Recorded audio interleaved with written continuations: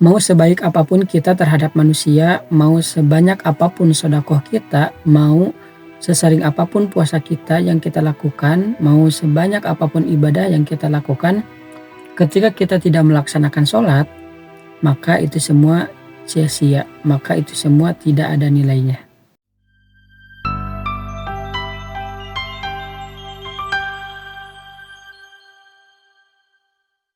Assalamualaikum warahmatullahi wabarakatuh. Alhamdulillah wassalatu wassalamu ala rasulillah. Amma ba'du, hadirin dimanapun kalian berada, semoga kita berada di dalam lindungannya Allah Subhanahu wa Ta'ala. Pada kesempatan kali ini kita akan membahas tentang azab ataupun siksaan yang Allah berikan terhadap orang yang meninggalkan sholat 5 waktu, yaitu sholat wajib.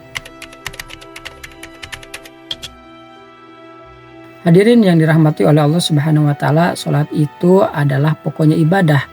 Ya, bukan sekadar amalan tambahan, juga bukan sekadar amalan pelengkap. Sholat adalah inti ibadah, pokok ibadah. Nabi Muhammad SAW bersabda, pokok perkara adalah Islam dan tiangnya adalah sholat.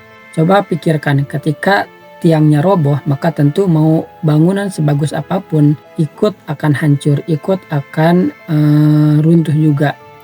Begitupun amal ibadah yang kita lakukan, mau sesering apapun kita melakukan sedekah, sebanyak apapun kita melakukan sedekah, mau sebanyak apapun kebaikan kita terhadap manusia, melakukan kebaikan terhadap manusia, mau sesering apapun kita melaksanakan puasa, pokoknya mau sebanyak apapun ibadah yang kita lakukan, tapi kita tidak melaksanakan sholat, maka ibadah-ibadah yang tadi pun itu akan tidak ada nilainya, akan hancur sebagaimana bangunan yang roboh tiangnya. Makanya supaya ibadah-ibadah kita yang lain ada nilainya dan tidak buruk di hadapan Allah Subhanahu wa Ta'ala, maka kita harus berusaha untuk melaksanakan sholat 5 waktu di dalam sehari. Kata Rasul, awwalu ma yuhasabu yaumal qiyamah as-sholah, ida sholahat sholat sairu amalihi wa ida pasada sairu amalihi. Ketika sholatnya baik, maka baik amalan yang lainnya pun. Maka ketika sholatnya buruk, maka buruklah amalan-amalan yang lainnya. Oleh karena itu, sholat itu makanya menjadi pokok inti di dalam Islam, di dalam ajaran Islam, di dalam ibadah. Hadirin yang dirahmati oleh Allah Subhanahu wa Ta'ala, oleh karena itu kita tidak boleh meninggalkan sholat. Kita wajib sebagai seorang muslim harus melaksanakan sholat. Emang apa manfaatnya sholat untuk kehidupan kita? Emang kenapa kita harus melaksanakan sholat? Hadirin yang dirahmati oleh Allah Subhanahu wa Ta'ala, selain mencegah dari perbuatan keji dan mungkar, sholat juga ada manfaat yang sangat luar biasa di dalam kehidupan kita. Namun untuk memahami betapa agungnya sholat, kita harus kembali ke satu peristiwa yang sangat luar biasa, yaitu Isra wal Mi'rajnya Nabi besar Muhammad SAW. Ketika Nabi diisrokan dan dimirajkan, pada saat itu keadaan Nabi Muhammad SAW sebelum peristiwa itu, tahun itu dikenal sebagai Amul Huzni ataupun tahun kesedihan. Istri tercintanya yaitu Sayyidah Khadijah radhiyallahu anha wafat, wanita yang selama ini menjadi penopang jiwa, pendukung dakwah dan penghibur hati Rasulullah SAW. Tak lama selama itu, paman beliau Abu Thalib wafat, sosok pelindung yang selama ini membela Nabi itu dari ancaman Quraisy. Sejak saat itu, perlindungan dunia Nabi runtuh. Belum cukup sampai di situ, sebelum itu juga kaum muslimin diboikot selama 3 tahun. Mereka kelaparan, terisolasi, disiksa secara mental dan fisik, bahkan dedaunan pun mereka makan untuk bertahan hidup. Ketika Nabi pergi ke Thaif, dan semoga di Thaif ada bala bantuan gitu, ketika Nabi benar-benar udah bingung harus kemana.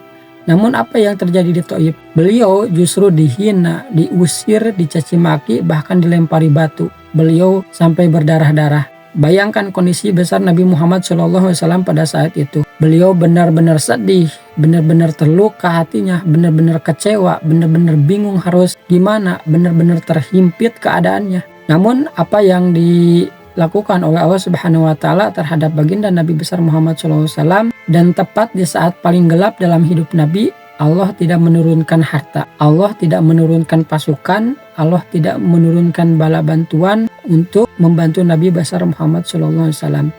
Tapi Allah menurunkan malaikat Jibril untuk membawa Nabi besar Muhammad SAW untuk menemuinya secara langsung, yaitu di Sidratul Muntaha yang dinamakan dengan Isra wal Mi'raj Nabi besar Muhammad SAW. Isra wal Mi'raj bukan hanya sekedar pamer mukjizat, tetapi Isra wal Mi'raj adalah tasliyah sebagai penghibur dari Allah Subhanahu wa taala kepada baginda Nabi besar Muhammad SAW. Dan dari perjalanan agung itu, dari perjalanan Isra wal Mi'raj itu, Nabi tidak membawa emas, Nabi tidak membawa senjata, Nabi tidak membawa kekuasaan dari Allah Subhanahu wa taala, tetapi Nabi membawa sholat. Kenapa sholat?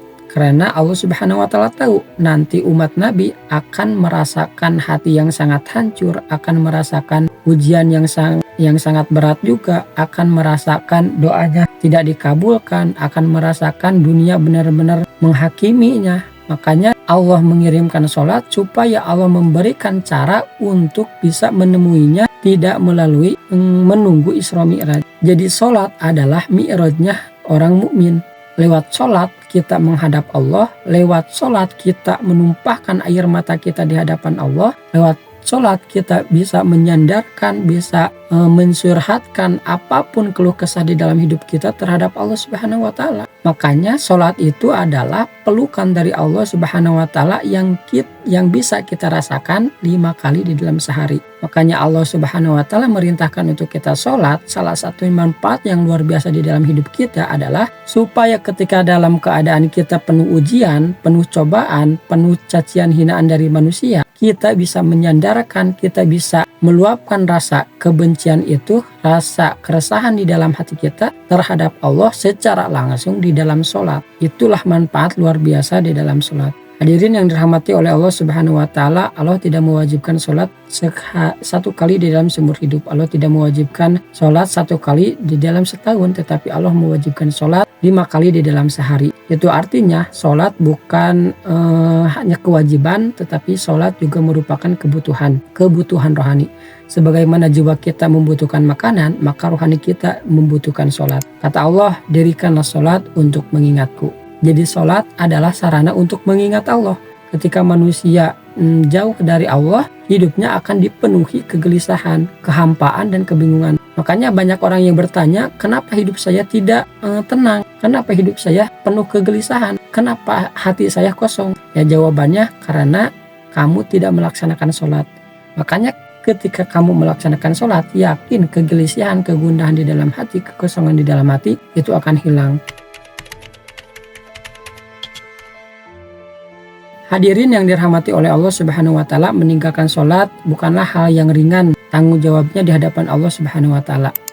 Di dalam kitab Irsyadul Ibad karya Syekh Jainuddin Al-Malibari dijelaskan bahwa ada 15 siksaan yang akan diberikan kepada orang-orang yang meninggalkan sholat.